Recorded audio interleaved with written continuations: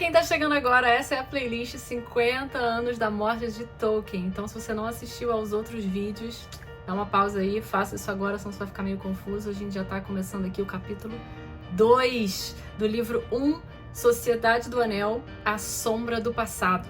Antes de começar o vídeo de hoje, eu só queria dar um recadinho aqui rapidinho, só mesmo pra reforçar, porque eu não sou nenhuma expert de Tolkien, tá, gente? Eu não sou da academia, não fiz pós em Tolkien, não tenho mestrado em Tolkien. Tem gente, inclusive, que faz vídeos no YouTube que são mestres, doutores em J.R.R. Tolkien. Não é o meu caso. Não ganhei esse diploma ainda. Então aqui o que vocês estão vendo é a minha interpretação dos capítulos do livro, conforme eu vou lendo, vou anotando para memorizar, para, enfim, fazer as comparações também com os filmes. E aí eu trago aqui para vocês. Visão de uma humilde escritora, que não é nem famosa, mas que gosta muito de Senhor dos Anéis. Pronto, falei. Ah, e é bom avisar também que nem sempre as gravações dos vídeos são tão próximos assim da semana em que eles são postados. Então pode rolar de eu não conseguir trazer sempre para discussão aqui os comentários de vocês de algum vídeo anterior. Mas eu vou ler todos, eu prometo. Aquela que acha que alguém vai comentar nos vídeos, né? Tu não é Felipe Neto não, Viviane Maurei. Segura teu faixa. Vamos ao que interessa. Peraí, deixa eu só beber uma aguinha que tá foda aqui. Por conta da importância e do peso que esse capítulo tem para a história, por se tratar de um resgate do passado para dar sentido ao presente, eu chamo de capítulo 2 pontos. Você preparou a festa, chamou os convidados, arrumou bonitinho a decoração e agora precisa explicar para os convidados do que se trata essa festa. Famoso, pega uma pipoca, relaxa e senta aí em mim que eu vou te contar tudo. Naturalmente, é um capítulo de explicação de algo que é crucial para a história. Pense em estrutura. Bora dizer que aqui é a construção dos pilares. Nesse caso, o capítulo vai fazer esse serviço em duas partes. A primeira é o alerta do que está por vir por meio de conversas, de fofoca, boatos. Esse narrador é mega fofoqueiro. E a segunda, que é a mais importante, é através de um diálogo entre o Frodo e o Gandalf sobre o Anel, Sauron e tudo que o Gandalf descobriu. Bem diferente dos filmes, o Frodo não sai correndo logo depois da festa do Bilbo com cavaleiros negros na sua cola e tendo que sair do condado, assim. Não, ele fica em Bolsão e usufrui bastante o conforto do condado por, muitos e muitos anos. Vocês lembram do primeiro capítulo que ele estava comemorando 33 anos, quando ele atingiu a maioridade? Pois bem, o cara só vai pegar a estrada depois de comemorar 50 anos. Ou seja, 17 anos depois da festa do Bilbo. 50, galera. Curiosamente, a mesma idade do Bilbo quando ele saía numa aventura lá com os anões, lá no Hobbit. Bom, falei que se divide em duas partes, né? Nessa primeira parte, a gente vai ficar sabendo que o Bilbo se tornou meio que uma lenda pelo desaparecimento dele há muitos anos. E que durante todo esse tempo, o Gandalf só visitou o Frodo uma ou duas vezes. Na encolha, lembram? E ainda sem respostas sobre o anel. Mas o que é mais importante aqui é o que o narrador, Abelhinha, fofoqueiro, vem contar pra gente. Porque tem coisa ali que ele traz que não tá nem no campo de visão dos hobbits. Isso é importante na narrativa, gente. Quando o narrador se afasta do protagonista para focar em acontecimentos que aparentemente não influenciam na vida dele, podem ter certeza que essa informação traz ouro. Vocês vão ver que nem sempre o que tá perto do Frodo tem tanta relevância assim, mas o que o narrador traz de fora nunca é leviano. Toda fofoca aqui é digna de atenção. Sussurros sobre o inimigo, torre sombria foi reconstruída, elfos sendo avistados para os portos cinzentos, onde dizem que eles pegam um barco e vão embora para nunca mais serem vistos. Aí tem uma coisa aqui que me chamou muita atenção quando eu li pela primeira vez, que o Sam que fala no grupinho lá, quando eles estão fofocando no bar, bebendo cerveja, o Sam fala dos homens árvores. Ele diz que um primo dele avistou um homo andando, enorme, e se locomovendo e tal. Aí eu falei, essa informação aqui, eu ainda vou ver isso acontecer aqui nesse livro. Vamos lá, guarda essa informação. O recurso da taverna, gente, sempre funciona. Quando você precisar que o seu leitor entenda regras do seu mundo, personagens secundários ou suspiros de preparação para um acontecimento, você usa a taverna, para depois não ter que tirar nada da cartola. Leitor de fantasia detesta deuses ex machina, galera. Muito mais do que qualquer outro leitor. E a segunda parte, mais importante do capítulo, vamos chegar nela agora, que é o diálogo entre Frodo e Gandalf sobre o Anel e sobre Sauron. Senhor diálogo, cara. Uma chuva de informação importante aqui. Primeiro, o Gandalf fala sobre os anéis de poder. Poderosos demais para os mortais, que poderiam até desaparecer por completo, tornando-se invisíveis para sempre, dada a exposição ao anel com o passar dos anos. Nesse momento, o Gandalf não dá tantos detalhes assim sobre os anéis. Ele só passa por essa informação básica. Olha o truque. Aí depois ele menciona a Batalha dos Cinco Exércitos. É uma ótima referência para quem leu O Hobbit, porque além de familiaridade, ele dá também uma ideia de continuidade, de que ninguém ficou parado esses anos todos. O Gandalf diz que foi nessa época que ele começou a desconfiar de alguma coisa do Anel, e isso, só para te colocar na linha do tempo, gente, foi logo depois que o Conselho Branco expulsou o inimigo da Floresta das Trevas. Para quem leu, vocês lembram? Inimigo este, mais conhecido como Sauron, que correu em direção a Mordor depois disso. Gente, esses acontecimentos da época de Hobbit foram há 80 anos. Só pra dar uma perspectiva. É foda, né? O mago mais poderoso da Terra-média desconfiou do anel há 80 anos e até hoje nada de querer se certificar se era o anel que ele poderia estar pensando ou não. O anel mais sinistro já feito. Porra, Gandalf. Essa erva Hobbit se deixou realmente lento. Inaceitável. Por falar inaceitável, o Gandalf menciona o Saruman, o líder do Conselho Branco. E ele diz já que ele é um cara orgulhoso, que não gosta das pessoas se metendo nas coisas dele. Já aqui ele deixa claro que ele tem um pé atrás com o líder. E essa é outra dica que o leitor não pode deixar passar. Todos esses anos, o próprio Gandalf admite que tudo não passava de uma suposição dele e que agora era o momento de ter certeza. E a prova cabal é quando ele pega um anel e joga no fogo e o entrega a Frodo em seguida para ler as inscrições que vão surgir. Letras élficas, mas a língua é de Mordor. A essa altura todo mundo já sabe o poema do anel, eu sei, mas eu vou falar mesmo assim, porque é legal. Um anel para todos governar, um anel para encontrá-los, um anel para todos trazer e na escuridão aprisioná-los. There are signs on the ring which make me feel so down. A diferença pro filme nesse momento nem é tão grande, gente. Só tem uma coisinha que é bem diferente, que é no filme o Gandalf não toca no anel, vocês lembram? Ele meio que vê ali o anel de Sauron. Ele fica assustadinho, não toca. No livro, ele toca o Anel de Buenas. Sem drama aqui. E embora Sauron seja mencionado nesse capítulo, Gandalf não entra em tantos detalhes sobre a história dele, por que ele é malvadinho. Mas fica claro pro Frodo que ele é o vilão mor da história. E que quer o anel a todo custo. Pronto. Agora temos o herói, temos o mentor, temos a sombra, que é o vilão, e o chamado pra aventura. Tem algumas etapas de chamado para aventura nesse livro. Eu vou falar mais de arquétipos quando eu estiver lendo aqui pro canal A Jornada do Escritor, do Christopher Vogler, que eu vou ler assim que eu acabar o Zen Arte da Escrita, do Ray Bradbury, que eu tô lendo agora também, e que os vídeos estão indo ao ar todo domingo. Então, vocês estão vendo também? Acompanhem lá. Todo mundo estudando, hein? Momento jabá finalizado, voltemos. Tolkien mostrou que veio, tá setupado o tabuleiro. Agora é começar a jogar. As duas melhores frases do Gandalf e da minha vida estão nesse capítulo, gente. No filme, as duas frases foram lá pra frente, pra Moria, algumas até pra Conselho de Elrond, em Valfenda, mas estão aqui, nesse capítulo.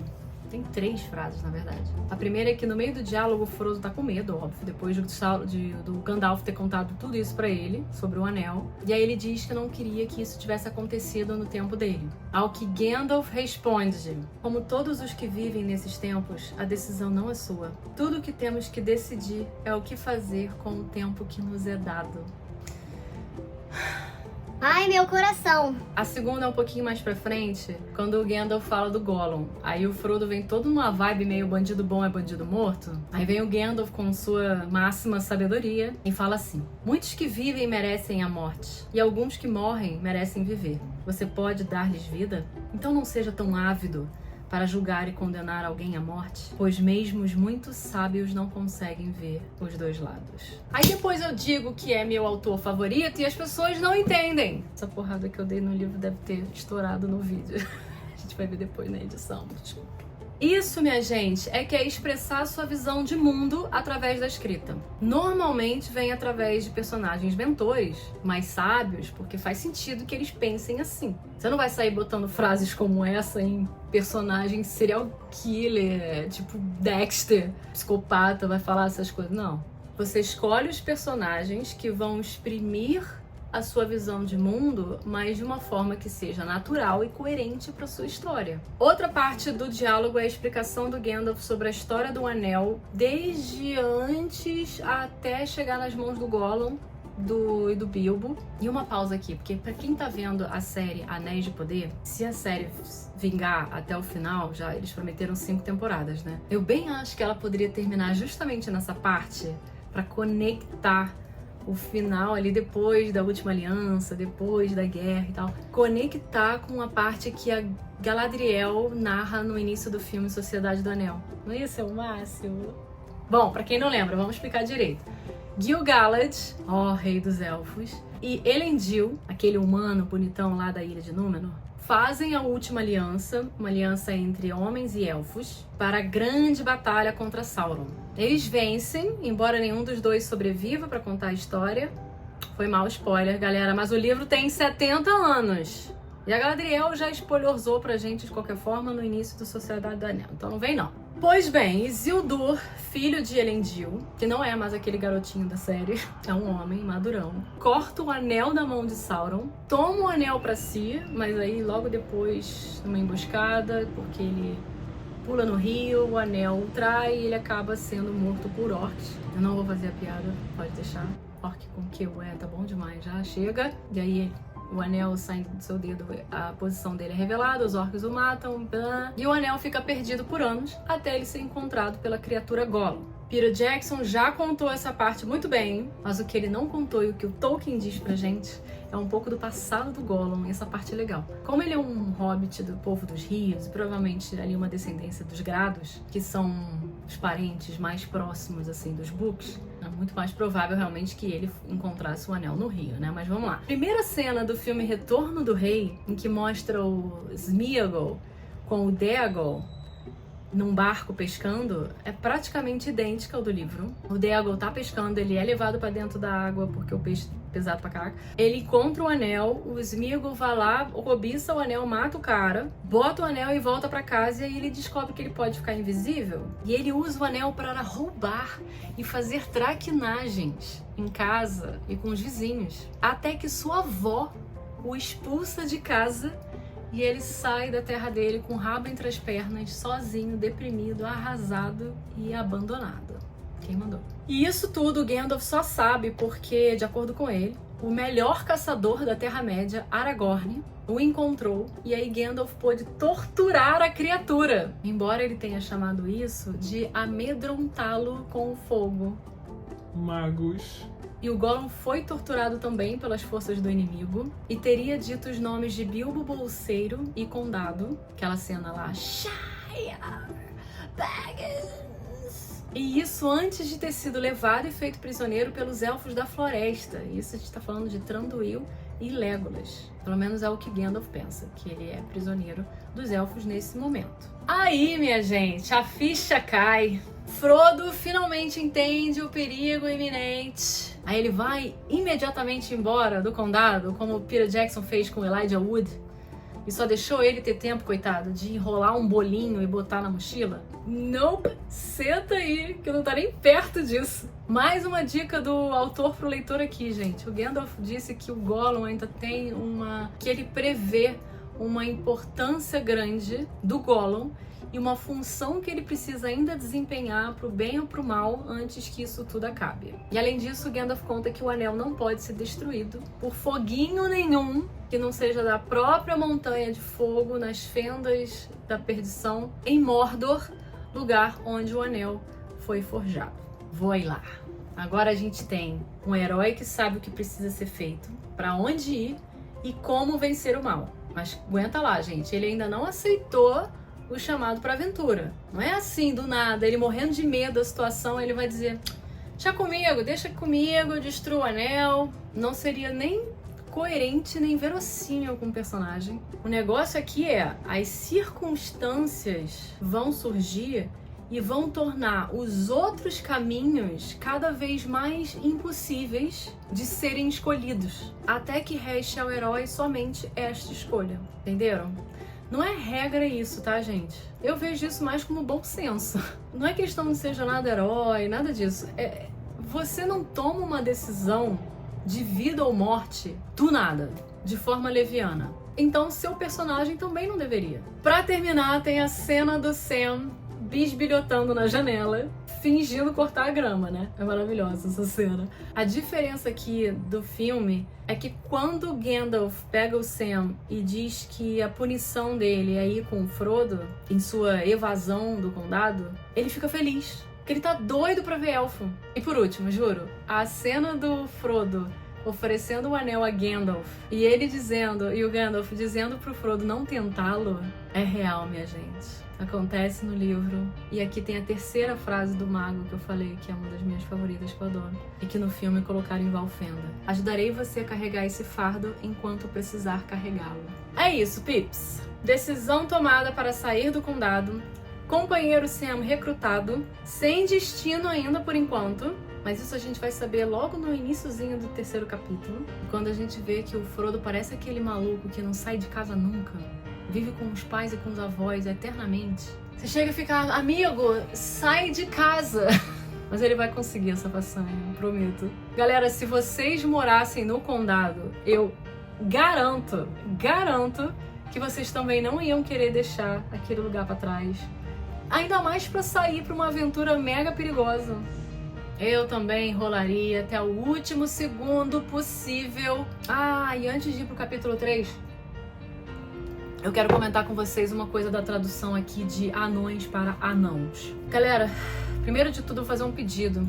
Não sejam tão difíceis e resistentes a mudanças. As coisas mudam, as coisas acabam, é assim que funciona o ciclo da vida. Segundo, na língua portuguesa, tanto anões quanto anãos está correto. Terceiro, lá naquele primeiro vídeo que eu comentei sobre as notas das edições britânicas, o próprio Tolkien encontrou na segunda edição que alguém, editora, enfim, alterou o plural que ele usou para dwarf. E que é parecido um pouco com o nosso caso, porque em inglês o plural mais conhecido, falado, coloquial, é de dwarf para dwarfs, com FS. Mas ele escreveu dwarves, VES, para diferenciar justamente a raça que ele criou das pessoas com nanismo. Houve uma intenção ali, de fato. E o tradutor aqui entendeu que seria bacana ter uma diferenciação pra gente também, já que o mais comum pra gente é anões, a ser usado tanto para pessoas com nanismo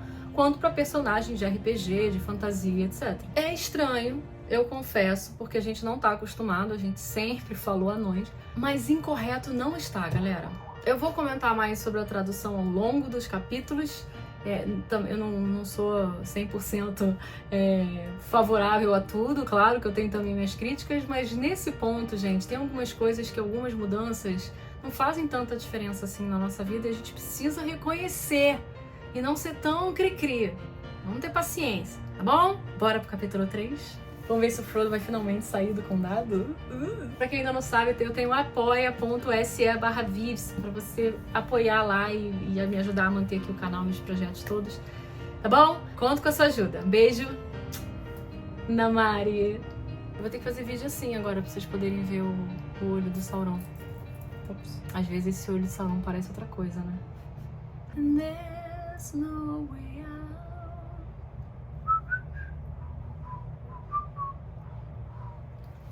Enough.